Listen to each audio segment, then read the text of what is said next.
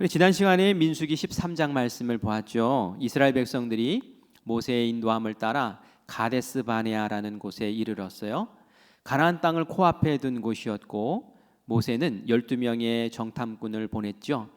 10명의 정탐꾼은 처음에는 그 가나안 땅이 하나님이 약속하신 정말 젖과 꿀이 흐르는 땅이다라고 평가를 했지만 곧이어서 그 땅에 아주 성벽이 높은 그런 견고한 성이 있고 또 거인족 안악자손이 버티고 있어서 우리는 도저히 들어갈 수 없다 하면서 낙담한 이야기를 쏟아놓게 됩니다.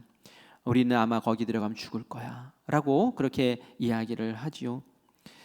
반면에 여호수아와 갈렙은 다른 외침을 그들에게 전했습니다. 우리가 능히 이길 수 있다. 하나님이 말씀하신 약속하신 젖과 꿀이 흐르는 땅 맞다. 우리는 그저 믿고 들어가면 된다라고 외쳤지만 이스라엘 백성들에게는 이미 부정적인 그러한 낙심의 바이러스가 퍼져버렸어요. 그래서 믿음이 바닥으로 곤두박질 쳤고 그래서 이제는 속상한 마음으로 밤새 울면서 통곡하면서 그렇게 밤을 보냈다라고 말씀이 나옵니다.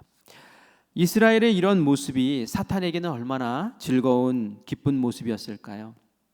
하나님의 약속을 믿지 않고 또 스스로 자중질환하면서 서로 원망하고 서로 다른 의견으로 헐뜯고 부르짖으며 통곡하고 원망과 불평이 용솟음치고 이런 모습 보면서 사탄은 아마 기뻤을 것 같아요. 그들은 이야기합니다. 밤새 울고 나서 아침에 해가 뜨자 모여서 이야기합니다. 지도자에게 원망과 불평을 쏟아부으며 그들의 주장을 펼칩니다. 우리가 애굽에서 죽거나 광야에서 죽었으면 더 좋았겠다라는 거예요. 우리 2절 말씀을 같이 읽겠습니다. 이스라엘 자손이 다 모세와 아론을 원망하며 온 회중이 그들에게 이르되 우리가 애굽 땅에서 죽었거나 이 광야에서 죽었으면 좋았을 것을 이라고 얘기해요. 여러분들 이 말씀을 좀 기억을 하셔야 돼요. 뭐라고 했다고요? 애굽에서 죽었거나 이 광야에서 죽었으면 좋았을 것을 꼭 기억해 두세요. 이들의 입에서는 죽었으면 하고 이야기를 합니다. 생명을 주신 분이 누구세요? 하나님이시죠. 왜 생명을 주셨을까요?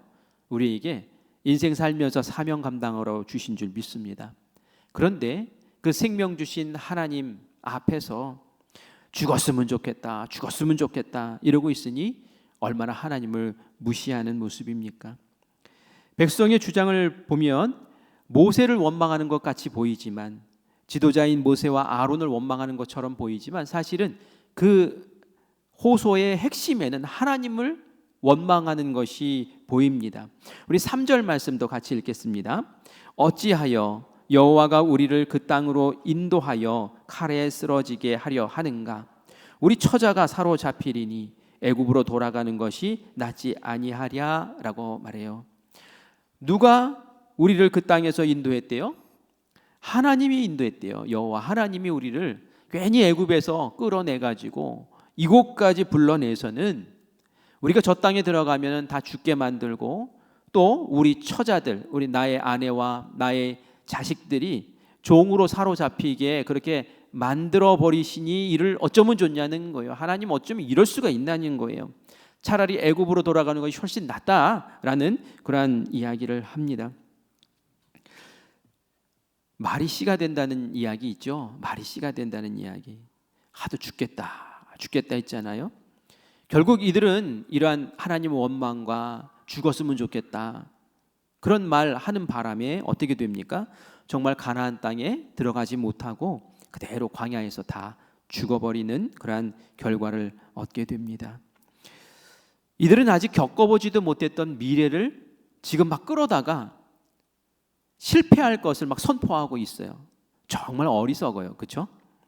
이런 사람들에게 무슨 복이 임하겠습니까? 우리 입술에 복의 말을 꼭 담아야 될 줄 믿습니다. 입을 열면 생명의 말이 나오고 입을 열면 소망의 말이 나오고 입을 열면 살리는 말이 나와야지.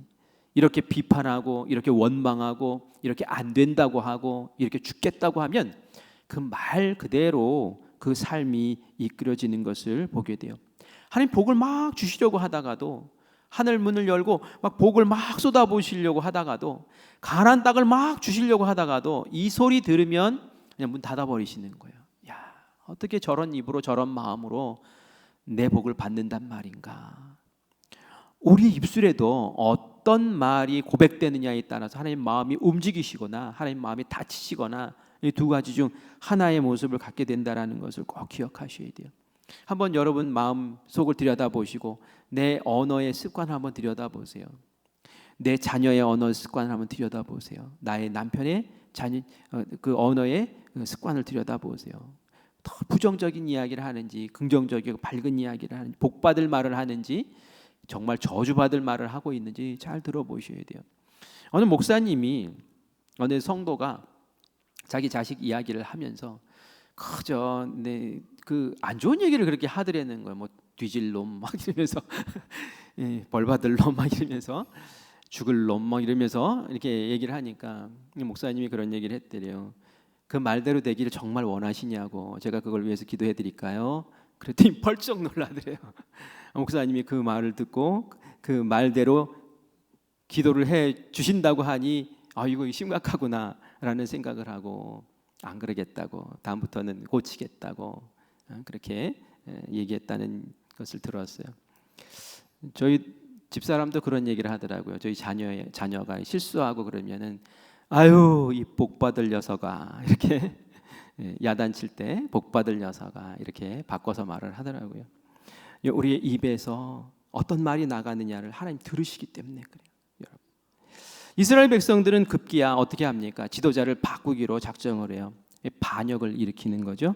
우리가 새로운 지도자가 필요하다. 이 모세 따라서 왔다가 결국 이 꼴 나지 않았냐. 모세는 하나님의 명령 순종하는 사람이니 우리는 우리의 말 따르는 지도자를 세워야겠다. 우리가 지금 애굽으로 돌아가고 싶으니 그 말을 듣고 우리를 이끌어 나갈 새로운 지도자를 세우자라고 이야기를 하는 거예요. 여러분, 이런 지도자가 좋은 지도자일까요? 내 말 잘 들어주는 꼭두각시 지도자, 그게 정말 좋은 지도자일까요? 여러분들은 어떤 지도자가 좋은 지도자입니까? 어떤 목회자가 좋은 목회자입니까? 물어볼게요, 여러분. 하나님의 말씀에 순종하는 목회자가 여러분들이 원하는 목회자예요? 아니면 내 말 잘 들어주는 목회자가 좋은 목회자입니까? 어때요? 제가 목회를 하다 보니까 그런 게 있더라고요. 성도들이 자기 말 잘 들어주면 좋은 목사라고 그러고, 자기 말 안 들어주면 나쁜 목사래요. 근데 저는 그렇게 생각하지 않아요. 하나님의 말씀 가운데 순종하고, 하나님의 말씀이라면 거기 목숨 걸고, 하나님의 뜻이라면 그것이 성도들이 잘 헤아리지 못하고 잘 따르지 못하더라도 하나님의 뜻이 그렇습니다 하고 이끌어 나갈 수 있는 목회자가 진짜 좋은 목회자가 아니겠습니까? 그리고 내 뜻과 달라도 그것이 하나님의 뜻이라고 여겨지고, 그럴 때는 그 뜻에 저도 맞춰 따라가겠습니다 하는 것이 수준 높은 교인의 모습인 줄 믿습니다. 지금 이스라엘 백성들 그게 아닌 거예요. 하나님 믿는, 하나님 따르는 저 모세, 안 되겠어. 우리 말 듣고 이제는 애굽으로 우리를 이끌어줄 그런 지도자가 필요해. 이 엉뚱한 바지 사장 찾고 있다라는 거예요. 하나님의 뜻에 순종한 모세, 아론 끌어내고, 그리고 우리는 이제 종살이했던 대로 다시 돌아가자, 과거로 돌아가자, 이러고 있는 거예요. 여러분, 이들이 애굽에 가면 환영 받겠습니까? 여러분, 이들이 애굽 나올 때 어떻게 하고 나왔어요? 다 뒤집어 엎어놓고 나왔어요. 장자마 다 죽여버리고, 그죠? 홍해 갈라가지고 그 이집트 그 군대 막 물에다 다 집어넣고 아수라장을 만들고 나왔는데, 거기 들어가면은 잘 왔다고 박수 쳐주겠습니까? 아니죠. 과거를 자꾸 주장하고, 과거를 찾아가려고 하고, 과거를 이야기하고 발전이 없습니다, 사실은. 하나님이 내신 길, 하나님 우리에게 가라 하신 미래, 그곳을 향해서 또박또박 걸어가는 거예요. 그것이 역경이 있고 시련이 있을지라도 그 속에 마치 진주조개 속에 감추어져 있는 진주를 발견해내는 것처럼 어려움이 있더라도 시련이 있더라도 역경이 있더라도 그거 찾아서 끊임없이 그 발걸음을 두는 것이 진짜 우리가 하나님과 동행하는 길인 줄 믿습니다. 여러분들에게 질문 하나 드릴게요. 이 이스라엘 백성들을 볼 때에 가나안 땅에 들어갈 준비가 된 것 같습니까? 하나님의 백성으로 잘 준비된 것 같습니까? 어떤 것 같아요? 오늘 이 모습을 보면 이스라엘 백성들 가나안 땅에 들어갈 준비가 전혀 안 돼 있어요. 그렇지 않습니까? 믿음이라고는 좁쌀만큼도 없어요. 하나님의 뜻에 대해서 원망하고 불평하고 반역하고 불순종하고 이런 사람들이 어떻게 가나안 땅에 들어가서 하나님 백성 노릇을 하겠습니까? 제가 볼 때도 아직 멀었어요. 아직 멀었어요. 훈련이 더 필요해요. 연단이 더 필요해요. 이들은 그냥 열매만 따먹으려고 하는 거예요. 하나님이 젖과 꿀이 흐르는 땅 주신다고 하니까 그냥 거저 얻어먹을 줄 알고 이렇게 했던 거예요. 그런데 하나님이 그냥 안 주시죠. 그것을 얻기 위해서는 거기에 맞는 시련, 역경, 고난도 뚫고 들어가서 거기서 걷어내는 것이죠. 로마서 8장 17절 18절 말씀을 같이 읽어보겠습니다. 시작. 자녀이면 또한 상속자 곧 하나님의 상속자요 그리스도와 함께한 상속자니 우리가 그와 함께 영광을 받기 위하여 고난도 함께 받아야 할 것이니라. 아멘. 뭐라고 돼 있어요? 우리가 하나님의 상속자래요. 상속자. 그 상속자인데 우리가 그와 함께 영광을 받기 위해서는 뭐도 받아야 된다고요? 고난도 받아야 된다는 거예요. 상속자니까 그냥 거저주는 것이 아니라 그 영광을 거저먹는 것이 아니라 예수님이 십자가의 길을 걸었던 것처럼 우리도 그 고난과 역경을 헤치고 뚫고 나아가야 된다는 거예요. 그런데 우리가 알아야 될 게 하나 있대요. 18절 말씀 같이 읽습니다. 시작. 생각하건대 현재의 고난은 장차 우리에게 나타날 영광과 비교할 수 없도다. 아멘. 이게 뭡니까? 고난이 이만큼이라면 영광은 이에 비교할 수 없을 어마어마한 영광이 준비되어 있다는 거예요. 고난이 요만큼이고 영광도 요만큼이고 이게 아니라는 거예요. 너희들이 이 영광을 얻기 위해서 고난의 대열에 참여하겠지만 고난은 요만큼이야. 걱정하지 마. 영광은 어마어마한 영광을 너희가 얻는 거야. 그러니 하나님의 자녀되고 상속된 너희들은 그 어마어마한 영광을 받기 위해서 이 고난도 내가 감내하고 뚫고 나가겠습니다 하는 믿음의 모습을 보이라는 거죠. 여름에 땡볕을 받아야지 곡식이 익어요. 여름에 땡볕을 받아야지 당도 높은 과일이 맺힙니다. 그런 것 없이 그냥 열매 거두겠다? 천만에요. 그런 일은 있을 수가 없습니다. 근데 이스라엘 백성들이 이런 얄팍한 정신으로 얄팍한 믿음으로 그렇게 다가왔다가 이 가나안에 사는 거민들을 보고 광야로 돌아가자 이러고 있는 거예요. 이들의 선택 때문에 어떻게 됩니까? 그들도 광야에서 다 죽고요. 그들의 후손들도 광야에서 40년 동안 그냥 고생하는 거예요. 이들이 그때 믿음 가지고 들어가자라고 했으면 2년 광야에서 마치 훈련소에서 훈련받듯이 훈련받고 그리고 자대 배치 받는 것처럼 그 안에 쑥 들어갔을 거예요. 그런데 이 얼마나 딱하고 못난 모습입니까? 우리는 이런 상황 겪지 않기를 간절히 바랍니다. 도전하세요. 영광을 위해서라면 내가 고난도 받겠습니다. 영광을 위해서라면 내가 이 시련도 뚫고 나가겠습니다 하는 그러한 용기 있는 야성 있는 우리 성도님들 되시기를 간절히 축원합니다. 모세를 끌어내리고 이제 자기들이 원하는 지도자를 세우겠다 나서니 얼마나 상황이 이제 급박해졌어요. 위기 상황이에요. 모세는 이 상황에서 어떻게 했습니까? 여러분이라면 어떻게 하겠습니까? 맞서서 변론을 하겠습니까? 그들을 설득하겠습니까? 아니에요. 그럴 상황이 아니에요. 전혀 들으려고 하지 않아요. 밤새도록 그들은 통곡하면서 울었어요. 그리고 나서 이런 결정을 한 거예요. 감당 못할 상황이 모세에게 주어진 거예요. 이때 모세와 아론은 5절과 같이 행동을 합니다. 같이 읽겠습니다.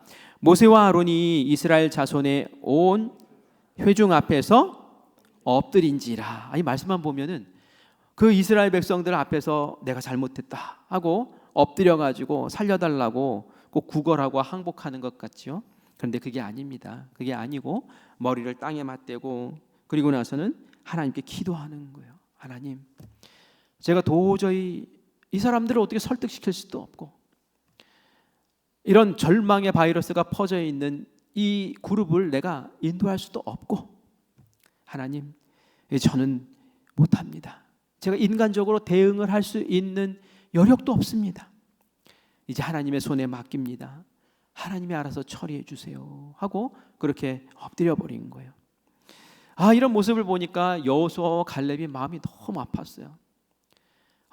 우리 모세, 아론 제사장이 이제 뭐 소리도 못 내고 이제 저렇게 그냥 엎드려져 버리는구나 생각하니까 여호수아 갈렙이 너무 마음이 아파가지고 자기의 옷을 찢으면서 모세의 편에 서서 백성들을 막 설득시키려고 애를 씁니다. 정말 그 땅 너무 좋은 땅이다. 정말 하나님이 약속하신 땅이다. 하나님이 우리를 좋게만 보시면 우리가 준비만 돼 있으면 우리가 그냥 하나님 말씀에 순종만 하면 우리 그 땅을 차지할 수 있어. 우리는 얼마든지 그들을 이길 수 있어. 그들은 우리의 밥이야, 밥 하면서 그렇게 이야기를 합니다. 거역하지 말자. 우리 9절 말씀 같이 읽겠습니다. 시작. 다만 여호와를 거역하지는 말라. 또 그 땅 백성을 두려워하지 말라. 그들은 우리의 먹이라. 그들의 보호자는 그들에게서 떠났고 여호와는 우리와 함께 하시느니라. 그들을 두려워하지 말라 하나. 아멘. 이 짧은 9절 말씀에 두 개가 반복되는 단어가 있어요. 두 번 반복되는 단어. 뭘까요? 맞아요. 두려워하지 말라. 지금 여호수아와 갈렙은 정확하게 알고 있어요. 이들이 왜 이런 반응을 보이는지. 두려움 때문이야. 두려움이 확 엄습하니까 이전에 있었던 믿음이 다 쪼그라들고 하나님의 약속이고 뭐고 다 소용없고 밤새 통곡하면서 울게 만들어버린 그 두려움, 이 두려움을 이들이 감당을 못하는 거예요. 이 두려움 때문에. 여러분들도 두려움에 사로잡히면 이런 꼴이 납니다. 내 마음에 두려움이 찾아올 때, 내 마음에 염려, 근심이 찾아올 때 어떻게 해야 됩니까? 이 여호수아와 갈렙은 이 짧은 말씀 가운데서 그 방법을 알려줘요. 열쇠가 있다는 거예요. 그 열쇠는 뭡니까? 바로 하나님이 우리와 함께 하신다는 믿음이라는 거예요. 뭐라고 얘기해요? 여호와는 우리와 함께 하시느니라. 그렇기 때문에 그들을 두려워할 필요가 없다라는 거예요. 하나님이 함께 하시는데. 이번에 우리 이번 주에 볼 속회 그 자료가 뭡니까? 시편 46편이잖아요. 시편 46편에 보면 정말 어려움과 두려움, 막 산이 뒤집히고 막 바다가 막 요동치고 하는 인간이 어떻게 손댈 수 없는 그런 두려운 상황 가운데서도 그 시편에서는 고백하죠. 하나님은 나의 피난처시요, 하나님은 나의 힘이시요, 하나님은 나의 큰 도움이시요. 그 하나님이 나와 함께 하시니 내가 무엇을 두려워하리요. 이렇게 고백을 해요. 그리고 오히려 그 고난을 뚫고 그 고난 속에서 하나님의 영광이 드러나게 해달라고 그렇게 고백하는 시편의 이야기를 우리가 듣지 않습니까? 여호수아도 그런 얘기예요. 두려워하지 말라, 놀라지 말라. 내가 너와 함께한다. 하나님께서 여호수아에게 막 두렵고 떨 때 그런 얘기를 해주셨어요. 갈렙이 나중에 헤브론 산지를 달라고 할 때도 똑같은 이야기를 합니다. 이 산지를 저에게 주십시오. 그곳에 안악자손이 있고 그곳에 산성이 견고하지만 하나님이 나와 함께 하시면 하나님께 말씀드린 그대로 하나님께서 그들을 쫓아주실 겁니다. 그 말의 그 근거, 그 믿음의 근거, 그 행함의 근거가 다 어디 있어요? 하나님이 나와 함께 하신다는 거예요. 하나님이 나와 함께 하십니까? 정말 그렇습니까? 그러면 두려움이 없어야 돼요. 내 마음 가운데 두려움이 있고 내 마음 가운데 염려가 있고 내 마음에 근심이 있으면 하나님 안 믿는 것과 똑같은 거예요. 그걸 그렇게 보여주는 거예요. 마음이 두려워요. 마음에 염려가 돼요. 너무 힘들어요. 그냥 눈물만 나요. 하나님 안 믿는 거예요. 하나님은 안 믿습니다를 그렇게 표현하는 거예요. 하나님 믿어야죠. 하나님은 믿음으로 나아오는 자를 기뻐하신다고 그랬어요. 우리 히브리서 11장 6절 말씀 같이 읽습니다. 믿음이 없이는 하나님을 기쁘시게 하지 못하나니 하나님께 나아가는 자는 반드시 그가 계신 것과 하나님이 살아 계시는 것과 또한 시작 그가 자기를 찾는 자들에게 상 주시는 이심을 믿어야 할지니라. 하나님 찾는 사람에게 하나님께서 역사하시고 열매 주시고 상 주신다. 이런 거 꼭 믿어야 된다는 거예요. 이건 믿고 역경을 돌파라는 거예요. 그러면 영광의 상이 꼭 주어지는 줄 믿습니다. 마틴 목사님이 있었어요. 1900년대 사람이신데 그 아내 사모님이 아기를 낳고 산욕으로 막 아팠어요. 그런데 어느 날 이 목사님에게 집회를 인도해 달라는 그러한 연락이 왔어요. 그런데 마음이 어려운 거예요. 왜냐하면 아내가 산후 통증으로 막 몸이 아파가지고 막 그냥 혼자서 이렇게 헤매고 있는데 옆에서 간호를 해줘야 될 입장인데 내가 떠나면 혹시 잘못되면 어쩌나 하는 그 마음 때문에 이러지도 못하고 저러지도 못하고 갈등을 하는 그런 모습을 이제 그 아들이 지켜봤어요. 그리고 나서 아들이 아빠에게 얘기를 합니다. 아빠, 9살 먹은 아들이었어요. 아빠가 설교하는 것이 하나님의 뜻이라면 아빠가 계시지 않아도 하나님께서 엄마를 지켜주시지 않을까요? 이렇게 얘기를 하는데 그 음성이 마치 하나님의 음성처럼 들리는 거예요. 그래서 이 마틴 목사님이 그래야 알았다. 여보 나 다녀와도 되겠어? 여보 다녀오세요. 우리 아이 이야기가 맞는 것 같아요. 여러분 여보 걱정하지 말고 다녀오라고. 그래서 가서 그 집회를 인도하고 성령 충만하고 은혜 충만한 그런 집회를 인도를 하고 기쁜 마음으로 서둘러서 돌아왔어요. 그동안 혼자 병상에 남아 있었던 이 마틴 목사님의 부인 되시는 분이 가만히 병상에 누워서 생각을 해보니 그 아들의 이야기, 아들의 말이 너무 대견한 거예요. 이 아들의 마음에 남편 목사님보다 더 두려움이 없어요. 더 하나님 의지하는 마음이 믿음이 큰 거예요. 그러니까 그 아들의 말을 또 묵상을 하고 그리고 또 하나님을 이렇게 묵상하고 나를 돌보시지 맞아 하나님이 나의 힘이시지 하면서 하나님을 묵상하고 그러면서 시를 이렇게 지었어요. 그리고 몸이 가뿐하게 개운해져서 일어났어요. 남편이 돌아오니까 얼른 기쁜 마음으로 맞이하면서 여보 내가 당신 없는 동안 이 시를 한 편 썼는데 한번 읽어봐요. 그랬더니 그 시를 읽더니 이 남편 마틴 목사님이 올겐 자기 집에 있는 오르간 앞에 앉아가지고는 곡을 만들어서 그 부인의 작시 이 남편의 작곡으로 곡이 하나 탄생을 했습니다. 그 곡이 뭘까요? 찬송가 382장 너 근심 걱정 말아라. 우리 같이 한번 읽어볼까요? 가사 시작. 너 근심 걱정 말아라. 주 너를 지키리. 주 날개 밑에 거하라. 주 너를 지키리. 주 너를 지키리. 아무 때나 어디서나 주 너를 지키리. 늘 지켜주시리. 아멘. 이 찬양이 그렇게 해서 탄생한 찬양이래요. 우리도 이 찬양 부르면은 마음이 든든해지겠죠? 하나님 맞아요.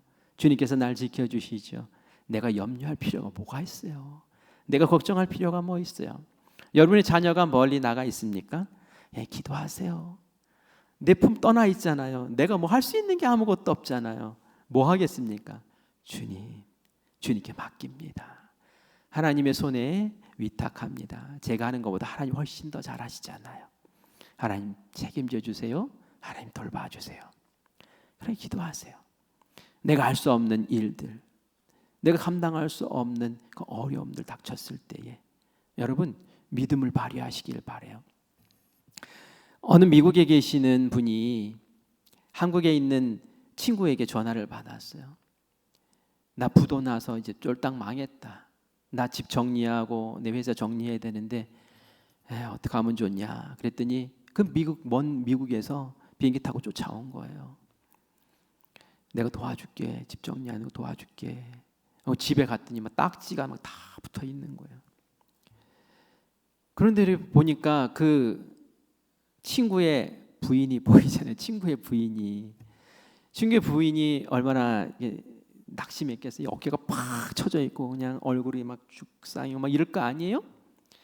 그렇게 생각을 했는데 그 친구의 부인의 입에서 흥얼흥얼 싱크대에서 물건을 정리하면서 흥얼흥얼 노래가 나오더라는 거예요. 그래서 너무 이상해가지고, 아니 재수 씨, 지금 이 상황에서 노래가 나와요?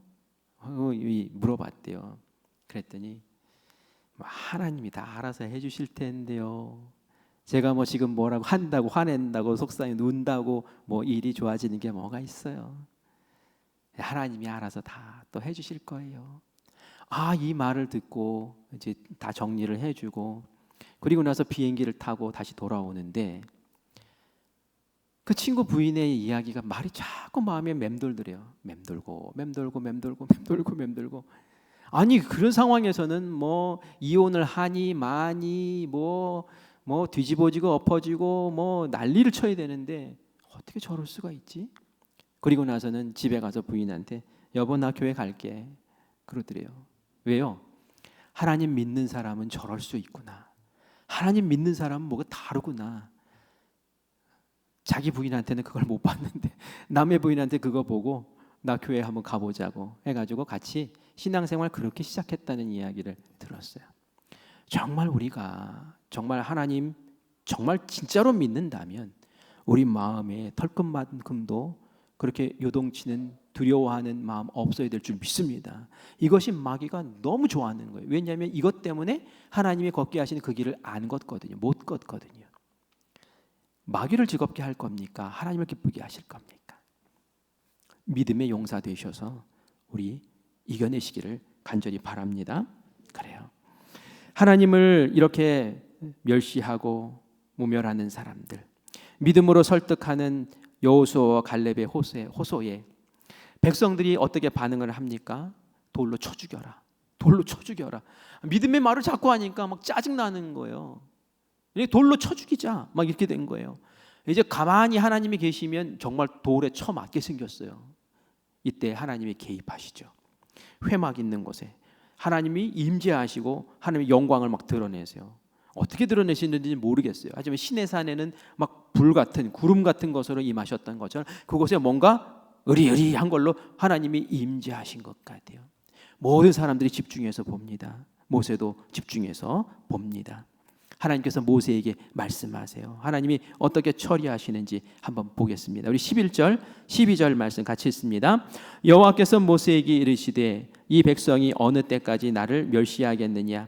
내가 그들 중에 많은 이적을 행하였으나 어느 때까지 나를 믿지 않겠느냐? 내가 전염병으로 그들을 쳐서 멸하고 내게 그들보다 크고 강한 나라를 이루게 하리라. 아멘. 하나님이 완전 멸시받는 느낌이 든 거예요. 어쩌면 안 믿어도 저렇게 안 믿을 수가 있지? 내가 이들에게 10가지 재앙을 베푸는 것을 이집트에서부터 보여줬고 홍해를 갈랐고 구름 기둥과 불 기둥으로 인도했고 만나와 메추리에게 먹이고 물이 없다 그러면 반석을 터뜨려서 물을 주고 내가 기적 베푼 것이 얼마나 많은데 이들이 아직도 나를 못 믿어. 이런 백성들을 어떻게 내가 하나님의 백성이라고 가나안 땅에 들여보낼 수 있겠느냐? 다 죽여버리겠다. 전염병으로 싹 죽여버리겠다. 그렇게 말씀하시는 거예요. 제가 모세 입장이라면 주여 감사합니다. 주님의 뜻을 속히 이루소서 이랬을 것 같아요. 막 열불이 나가지고 막 돌로 쳐 죽이려고 하는데 그런 얘기 안 나오겠어요? 여호수아와 갈렙만 살려주시고 다 죽여버리십시오 이렇게 할 것 같아요. 그런데 모세가 어떡합니까? 모세는 큰 사람이에요. 정말 모세는 큰 사람입니다. 이 원수 같은 사람들, 자기를 쳐 죽이려고 하는 그 사람들을 위해서 중보기도 해요. 1년 전에도 사실 이런 일이 있었어요. 금송아지 사건 아시잖아요. 그때 하나님이 금송아지 만들고 그 앞에서 막 제사 드리고 막 이러는 그 이스라엘 백성들 다 죽여버리고 새로 시작하자 이렇게 하셨어요. 그때 모세도 아닙니다 하나님 하면서 중보기도 했어요. 그런데 오늘은 좀 입장이 달라요. 왜 다르냐면은 모세를 돌로 쳐 죽이려고 했단 말이에요. 아니 나를 지금 쳐 죽이려고 하는 그 사람들을 위해서 이 모세가 어떻게 해야 된단 말입니까? 하나님 앞에 통사정해요. 하나님 앞에 중보기도해요. 어떻게 중보합니까? 하나님, 이 백성들을 하나님 어떻게 인도해 내셨습니까? 하나님이 어떻게 여기까지 이끌어 오셨습니까? 이 지역에 사는 모든 사람들이 하나님이 어떻게 하셨는지 다 알고, 하나님이 어떤 신인지 다 알고, 하나님 우리를 어떻게 돌보셨는지 다 압니다. 그런데 여기 와서 다 죽여버리시면은 하나님의 명예가 훼손됩니다. 아마 그들은 오해할 거예요. 하나님이 이 백성들을 가나안 땅에 들여보낼 능력이 안 돼서 여기서 광야에서 다 죽여버렸네, 이렇게 이야기할 겁니다. 그러면 하나님 얼굴에 먹칠하는 거예요. 하나님 영광을 가리는 거예요. 그래서 막 하나님 입장에 서서 막 하나님한테 이야기를 해요. 여러분, 이거 설득력 있어 보여요? 제가 하나님이면 헛소리 하지 마 이랬을 것 같아요. 그런데 그런 이야기를 하나님께 들으세요. 그 모세의 안타까워하는 그 마음, 백성들 살려보겠다고 아둥바둥 막 발벌 뛰는 그 모습을 보면서 하는 마음이 뭉클한 거예요. 그러면서 또 하나님께 호소를 합니다. 하나님은 노하기를 더디하시잖아요. 그렇게 막 발칵발칵 화내시는 분은 아니잖아요. 하나님의 인자하심은 얼마나 크고 넓어요 하면서 하나님의 성품을 막 이야기를 합니다. 하나님 사랑이시잖아요 막 이렇게 얘기를 하는 거예요. 그러면서 19절과 같이 얘기해요. 같이 읽습니다. 구하옵나니 주의 인자와 광대하심을 따라 이 백성의 죄를 사하시되 애굽에서부터 지금까지 이 백성을 사하신 것 같이 사시옵소서. 뭐 하나님 한두 번 사하셨습니까? 하나님 이번에도 제발 부탁이니 하나님 노하지 마시고 하나님 한 번만 더 용서해 주세요 하고 하나님께 구하는 모습을 봅니다. 저는 이 모세의 모습을 보면서 예수님의 모습을 봐요. 와, 정말 예수님 닮았다. 예수님 닮았다. 여러분 어떻습니까? 여러분 나에게 해 끼치고 나의 마음 아프게 만들고 나 힘들게 만들고 나 핍박하고 나 돌 던지려고 하고 그러면 발끈하지 않습니까? 당장 저거를 어떻게 꺾어버릴까, 어떻게 짓밟아버리지, 이런 마음 들지 않습니까? 그런데 모세는 어떻습니까? 저희들이 몰라서 그래요. 하나님 저희들 용서해 주세요. 하나님, 예수님이 꼭 그러셨잖아요. 저희들이 몰라서 그래요. 누구를 위해서 예수님이 그렇게 십자가에 지셨습니까? 자기를 저주하고 핍박하고 박해하는 자들을 위해서 그렇게 예수님 십자가에 돌아가셨잖아요. 모세가 지금 꼭 그런 모습으로 이야기하는 거예요. 우리 사순절을 보내면서 이 모습을 마음 가운데 다시 한번 새겼으면 좋겠어요. 나는 어떤가? 나는 모세와 같은가? 나는 예수님과 같은가? 예수님의 사람이라고 하면서 발끈하고, 예수님의 사람이라고 하면서 원수 갚고, 예수님의 사람이라고 하면서 되갚아주고, 이러면 예수님의 사람 아니죠. 하나님 말씀하세요. 알았어. 네 소원대로 내가 사해주마. 그런데 벌 받을 건 받아야 돼. 백성들에게 전해라 라고 하면서 28절 말씀 주십니다. 우리 같이 읽습니다. 그들에게 이르기를 여호와의 말씀에 내 삶을 두고 맹세하노라. 하나님 맹세하시는 거예요. 내가 내 말에 맹세를 한다. 자, 그 다음에 들어봅시다. 시작. 너희 말이 내 귀에 들린 대로 내가 너희에게 행하리니. 아멘. 너희 말이 내 귀에 들린 대로 내가 그대로 해줄게. 제가 아까 말씀 읽을 때, 앞부분 읽을 때 여러분 꼭 기억해 보세요 라고 얘기했던 그 말씀이 있죠. 그게 뭡니까? 이스라엘 백성들이 했던 말이에요. 애굽에서 죽든지 광야에서 죽었으면 더 좋겠다. 광야에서 죽는 게 더 좋지. 이렇게 얘기한 거 다 들으셨단 말이에요. 그래, 광야에서 죽기를 원한다면 그렇게 해줄게. 너희들 말한 대로 그렇게 해줄게. 그래서 여호수아와 갈렙 외에는 가나안에 들어갈 자가 없다고 그렇게 못 박아 말씀하시고 20세 이상 된 모든 사람들은 광야에서 다 죽을 거야. 그리고 광야에서 죽을 때까지 뺑뺑이 돌리시는데 40년을 뺑뺑이 돈 거예요. 왜요? 죽어야 되니까. 죽고 싶다고 했던 사람들 다 죽어야죠. 죽을 때까지 돈 거예요. 그리고 나서 그 후손들을 광야에서 잘 훈련시키고 믿음 있는 사람들로 만드신 후에 너희들은 이제 자격이 됐으니 한번 들어가 봐라 하고 하나님이 기회를 주셨단 말이죠. 얼마나 안타깝습니까? 하나님은 들으신 대로 역사하시는 분입니다. 우리 교회가 올해에 하나님 큰 빛의 자녀로 일어나기를 원합니다 이렇게 얘기하는데 그게 되겠어? 이렇게 말하시는 분은 그렇게 돼요. 그런데 우리가 큰 빛의 자녀로 일어날 줄 믿습니다. 하나님께서 우리를 전도하게 하시고 지역 주민들 사랑하게 하시고 이 큰빛 교회가 정말 빛을 발하는 교회 되게 하실 줄 믿습니다. 고백하면 하나님께서 그 음성 들으시고 들으신 그대로 우리에게 이루실 줄 믿습니다. 여러분의 가정을 위해서도 그렇게 기도하셔야 돼요. 여러분의 자녀를 위해서도 그렇게 하셔야 돼요. 무슨 이상한 얘기하지 마세요. 복스러운 얘기하세요. 미래를 얘기하세요. 꿈을 이야기하세요. 그래서 여러분들의 가정을 회복시키고 살리시는 은혜가 있기를 간절히 축원합니다. 여러분의 얼굴에 꽃이 피기를 원해요. 언제까지 이렇게 하고 있겠어요? 세상 고난 짐 다 지고 가 있는 사람처럼 그렇게 하지 말고 내 마음의 기쁨과 소망이 넘쳐서 그냥 얼굴 보면 막 은혜되고 얼굴 보면 막 기쁘고 감사하고 정말 저 사람이랑 같이 있고 싶고 막 에너지가 넘치고 이런 하나님의 은혜의 귀한 자녀들 되시기를 간절히 축원합니다. 오늘 이 밤에 기도할 때에 우리 믿음으로 기도해요. 두려워하지 말고 기도해요. 하나님께 부르짖으며 기도해요. 그리고 우리 중보 기도도 해요. 우리 이 시대가 얼마나 어렵습니까? 딱합니까? 이 나라도 얼마나 딱합니까? 하나님 용서해 주세요. 우리가 대신 중보합니다. 하나님 이 나라를 용서해 주세요. 하나님 북한 땅도 용서해 주세요. 우리가 지은 죄는 아니지만 그들의 죄를 위해서 우리가 그들의 허물을 위해서 오늘 이 밤에 함께 기도해요. 여러분의 자녀의 죄를 보고 기도하세요. 나의 자녀의 허물을 보고 기도하세요. 중보 기도하세요.